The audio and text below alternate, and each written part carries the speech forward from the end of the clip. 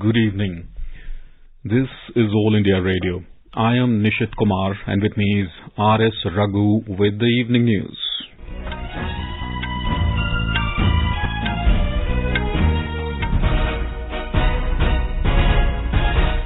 The headlines. 3-day National Conference of Chief Secretaries culminates after deliberating on effective governance at Dharamshala. Prime Minister Narendra Modi lauds success of Aspirational Districts program.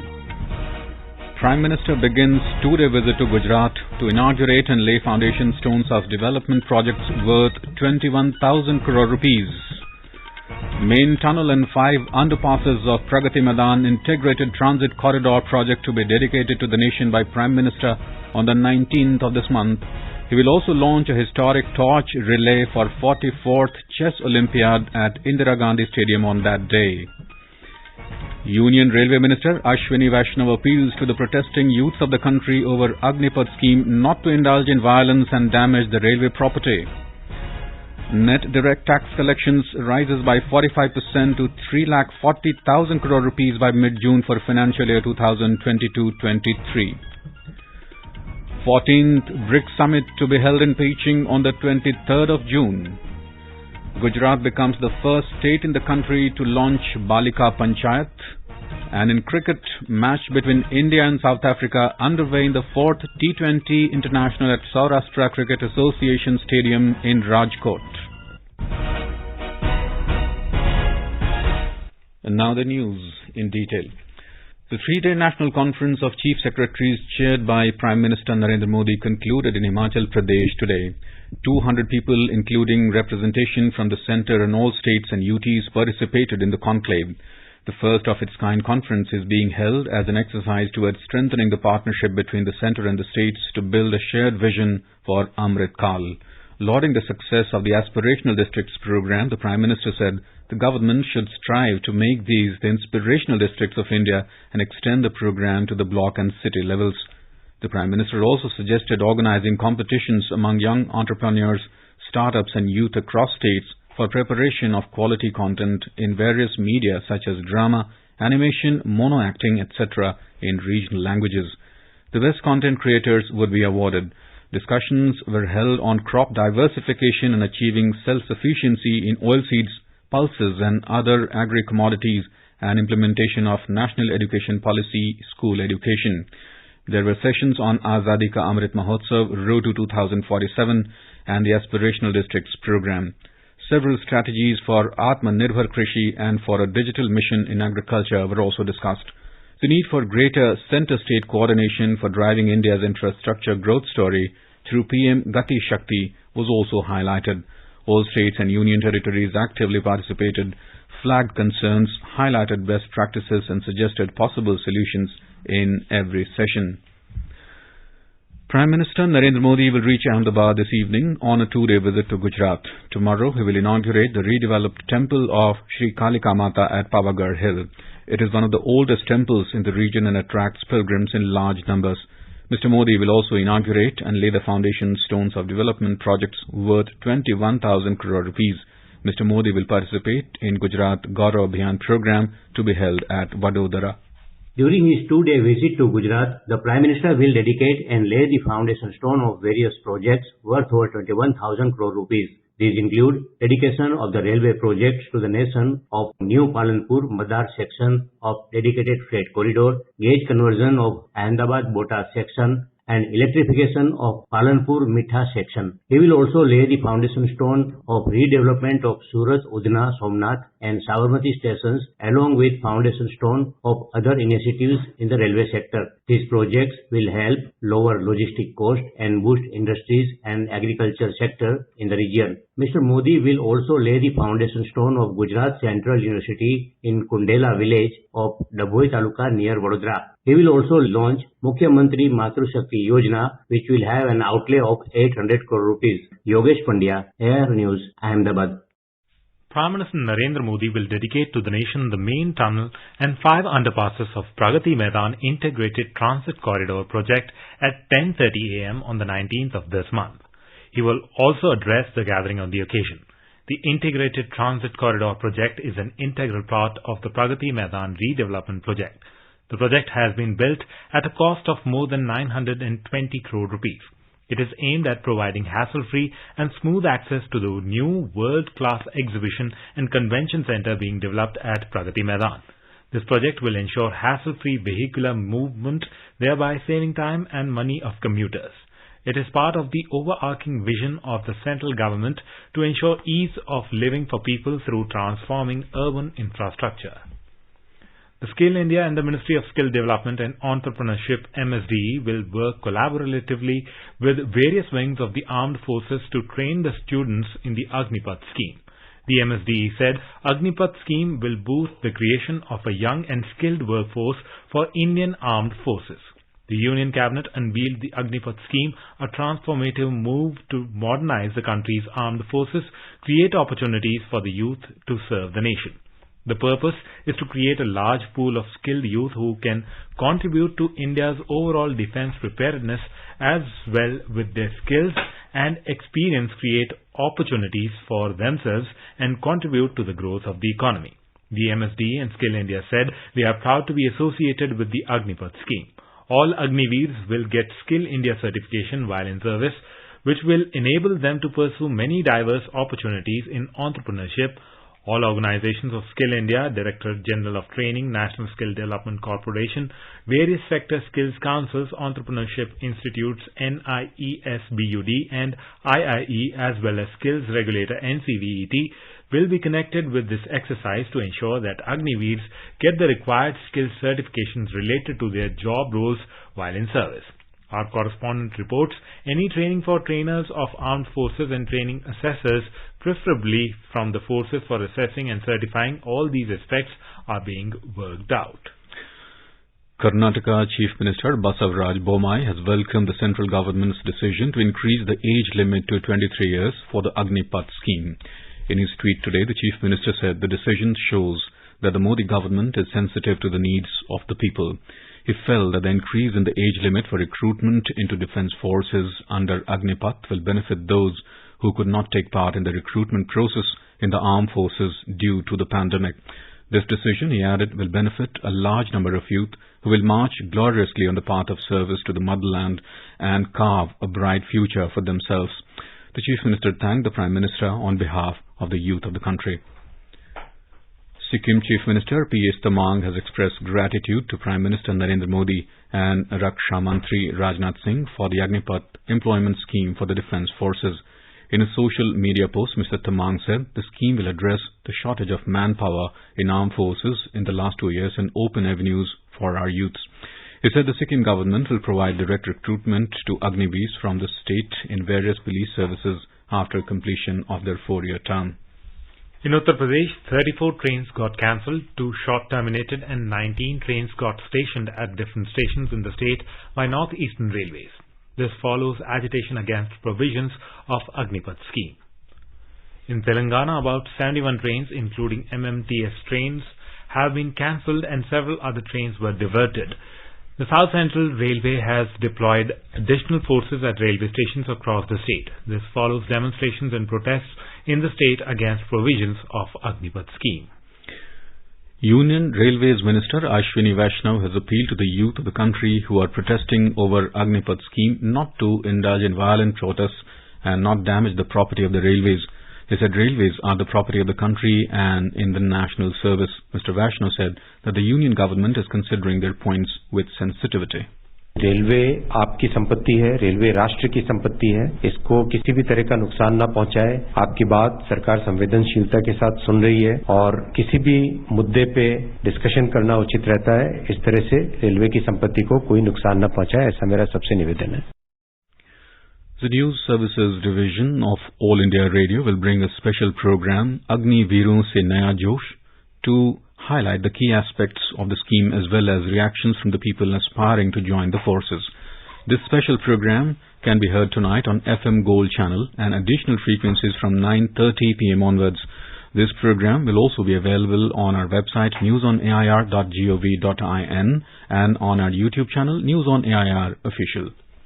The Ministry of Finance informed that the figures of direct tax collections for the financial year 2022-23 as of yesterday show that net collections are at 3 lakh and nearly 40,000 crore rupees compared to 2 lakh and over 33 crore rupees over the corresponding period of the preceding year. The ministry said it represents an increase of 45% over the collections of the preceding year. The refund amounts of over 30,000 crore rupees also have been issued by the ministry in the current financial year. Coal Minister Prahlad Joshi said country's coal sector has undergone path-breaking reforms. He said the coal ministry has initiated a number of reforms to further increase the production of coal to meet the growing energy demands of the nation, virtually releasing reforms and achievements of the Ministry of Coal since 2014 that highlights the major achievements of the ministry during the last 8 years. Mr. Joshi said a number of path-breaking reforms have been undertaken to provide further fillip to overall coal production and offtake. Mr. Joshi pointed out that the coal sector achievements will be an inspiration to the other segments of the economy. China's President Xi Jinping will host the 14th Brics Summit in Beijing on the 23rd of June. The summit will be held in a virtual format under the theme of Foster High-Quality BRICS Partnership, usher in a new era for global development. Chinese Foreign Ministry spokesperson Hua Chunying announced this today. The announcement posted on the Chinese Foreign Ministry website said, President Xi Jinping will attend the opening ceremony of the BRICS Business Forum in virtual format on the 22nd of June and deliver a keynote speech. China is the chair of the 14th BRICS Summit happening this year, which assumes importance as this will be the first BRICS Summit after the Russia-Ukraine war began, and Russia is currently under severe economic sanction by the West led by the US. President Xi Jinping will also host a high-level dialogue on global development in Beijing on the 24th of June. The 8th meeting of the heads of border services of the member states of the Shanghai Cooperation Organization was held in New Delhi today under the chairmanship of India. It was attended by representatives of the border services of India, Kazakhstan, China, Kyrgyz Republic, Pakistan, Russia, Tajikistan, Uzbekistan and the Executive Committee of the Regional Anti-Terrorist Structure of Shanghai Cooperation Organization. You are listening to the evening news on All India Radio. A reminder of the headlines before we move on. 3-day National Conference of Chief Secretaries culminates after deliberating on effective governance at Dharamshala. Prime Minister Narendra Modi lauds success of Aspirational Districts program. Prime Minister begins 2-day visit to Gujarat to inaugurate and lay foundation stones of development projects worth 21,000 crore rupees. Main tunnel and 5 underpasses of Pragati Maidan Integrated Transit Corridor project to be dedicated to nation by Prime Minister on 19th of this month. He will also launch a historic torch relay for the 44th Chess Olympiad at Indira Gandhi Stadium on that day. Union Railway Minister Ashwini Vaishnav appeals to the protesting youth of the country over Agnipath scheme not to indulge in violence and damage the railway property. Net direct tax collections rises by 45% to 3,40,000 crore rupees by mid-June for financial year 2022-23. 14th BRICS Summit to be held in Beijing on 23rd of June. Gujarat becomes the first state in the country to launch Balika Panchayat. And in cricket, India set a winning target of 170 runs for South Africa at the 4th T20 International at Saurashtra Cricket Association Stadium in Rajkot. For quick news updates round the clock, follow us on our Twitter handle at AIR News Alerts. अपने business को बढ़ाने के लिए लीजिए आकाशवाणी का सहयोग और दीजिए उसे बुलंदियों के पंख। आपका बिजनेस लोकल है या राष्ट्रीय, आकाशवाणी देती है उपभोक्ताओं तक पहुंचने का हर विकल्प। और अब तो आप घर, दफ्तर या दुकान पर बैठे बैठे कर सकते हैं आकाशवाणी के किसी भी केंद्र के लिए विज्ञापनों की बुकिंग। आकाशवाणी के विभिन्न चैनलों पर विज्ञापन देना सुलभ और सस्ता। बुकिंग है तो संपर्क करें 8700014242 पर। 8700014242।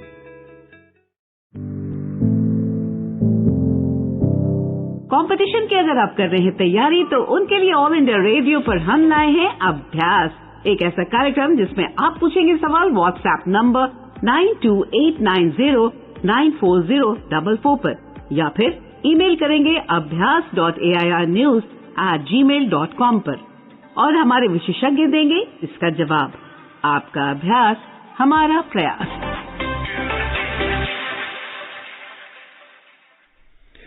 Welcome back. You are tuned to the evening news on All India Radio. And in news just in, Prime Minister Narendra Modi reached Ahmedabad airport a short while ago on his two-day visit to Gujarat. Governor Acharya Devvrat, Chief Minister Bhupendra Patel, along with senior ministers and top officials received Prime Minister Modi at the Ahmedabad airport. The Prime Minister will stay at Raj Bhavan in Gandhinagar today. Gujarat is the first state in the country to launch Balika Panchayat. Prime Minister Narendra Modi had laid stress on women-led development instead of women's development. Balika Panchayat is a step in this direction. Presently, the girls participating in the Panchayat elections not only vote for their own leader, they participate in electioneering, highlighting their aspirations and needs clearly. For sure, present empowered girls as future women will lead to women-led development not only at the grassroots level but also in nation building. And now let us listen to our special program Azadi Ka Safar, highlighting the importance of the day during the freedom struggle. आजादी का Amrit Mahotsav.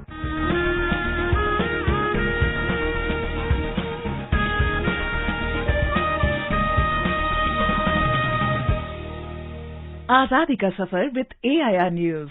Birth of a nation. India's glorious freedom struggle is one of the greatest struggles the modern world has ever witnessed. AIR News brings you a glimpse of the struggle every day.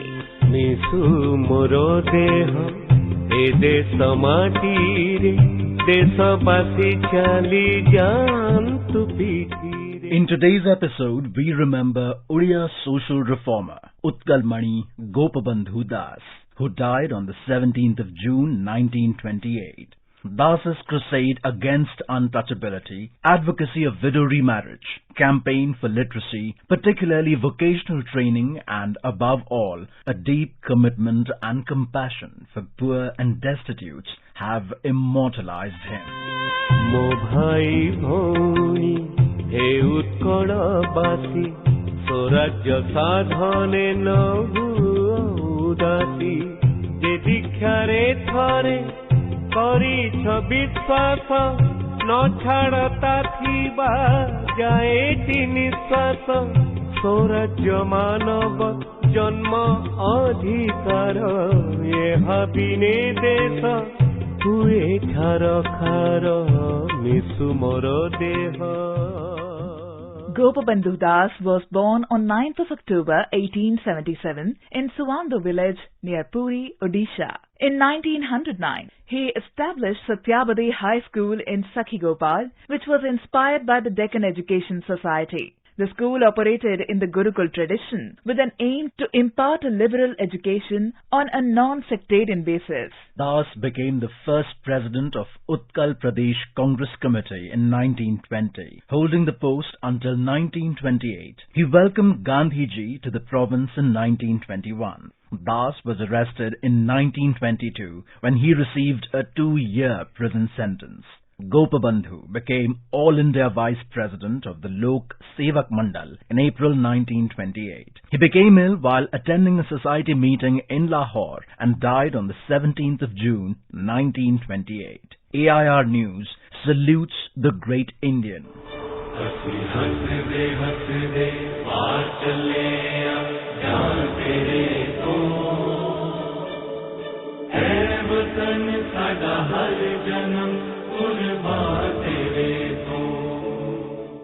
We also remember independence activist Mani, a resident of district Amritsar, Punjab, who died on 17th of June 1919. Mani was active in organizing a hartal on 6th of April 1919 at Amritsar as part of the nationwide call of hartal given by Mahatma Gandhi to protest against the Rowlatt Act. Mani was charged for killing Sergeant Rowland. He was executed on the 17th of June 1919. AIR News salutes the great martyr.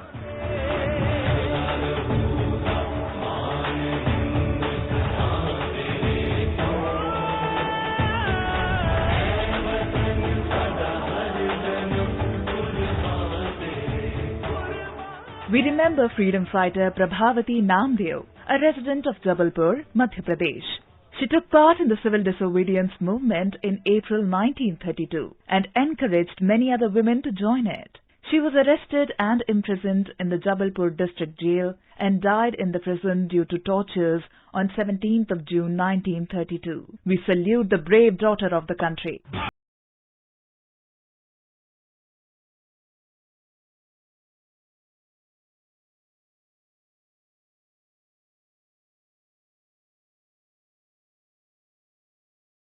Independence activist Mundar, a close associate of Rani Lakshmi Bai, a resident of Jhansi, Uttar Pradesh, Mundar joined the first War of Indian Independence in 1857 and fought against the British under the command of Rani Lakshmi Bai. Mundar took part in driving the British out from Jhansi and its surrounding areas including Koonch, Kalpi and Gwalior. The British, however, struck back and reached Jhansi in 1858.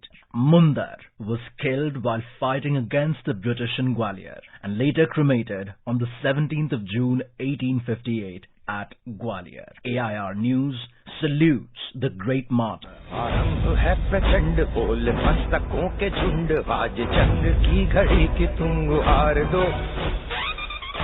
We also remember martyr Atta Muhammad, who took part in the First War of Independence in 1857. He fought the British at several places in the Bombay Presidency. He was caught by the company troops in the course of an engagement and tried for desertion and mutiny against the British authority. Muhammad was sentenced to transportation for life in 1857. He died in the cellular jail on the 17th of June 1858. AIR News salutes the brave son of the soil. That brings us to the end of this episode of Azadi Ka Safar with AIR News. See you in the next episode tomorrow.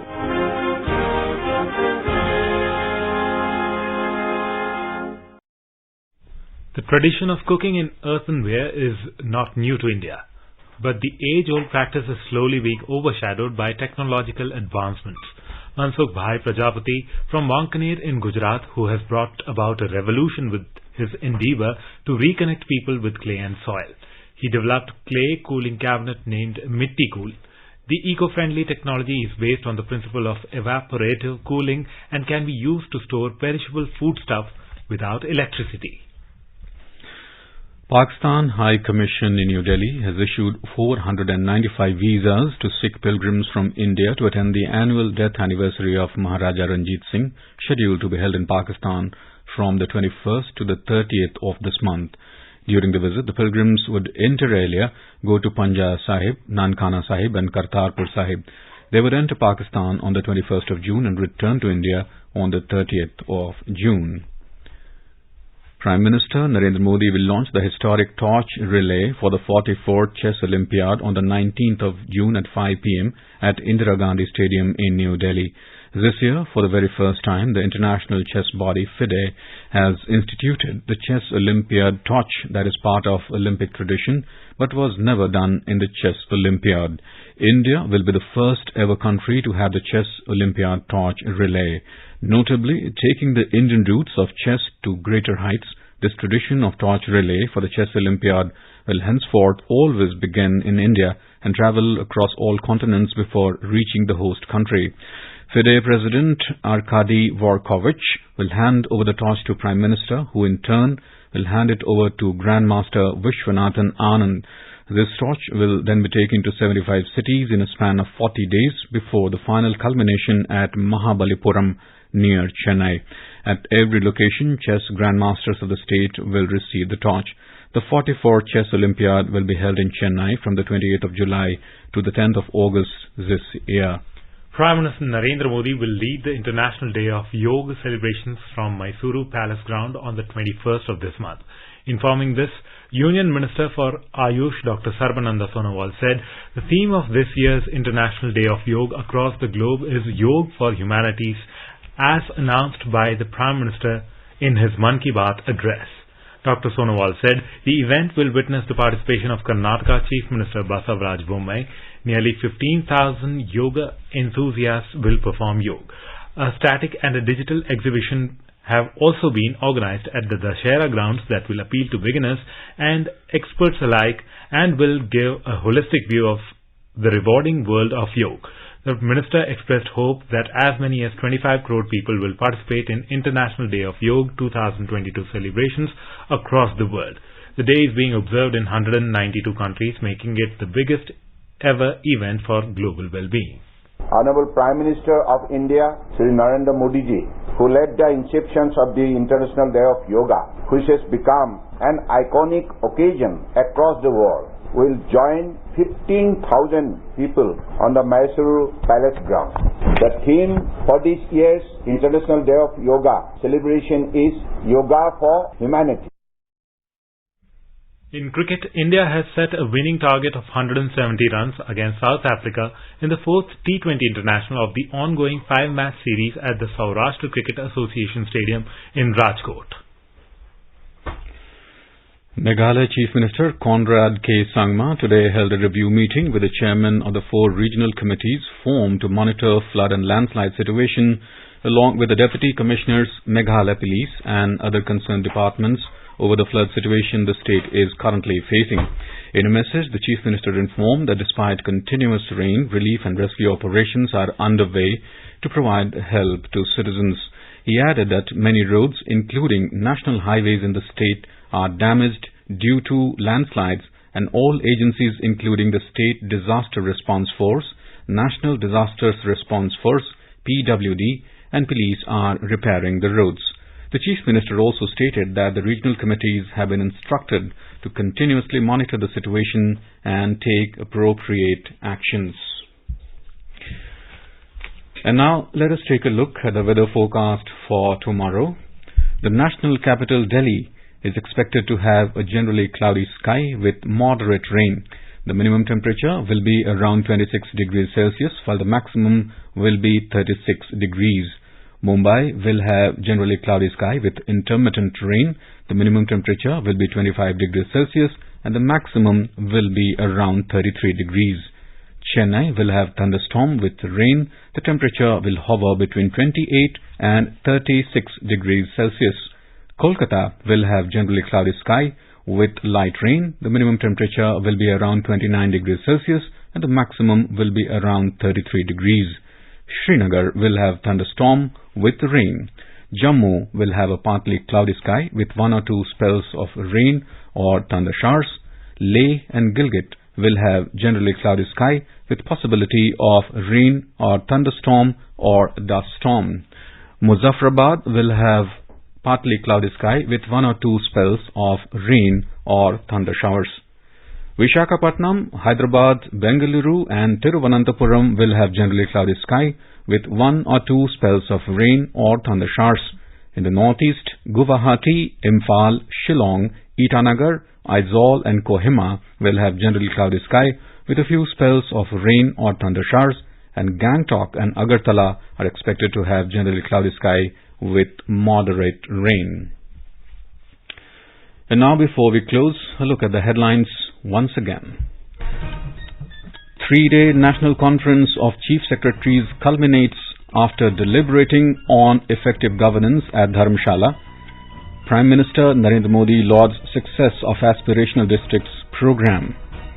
Prime Minister begins 2-day visit to Gujarat to inaugurate and lay foundation stones of development projects worth 21,000 crore rupees.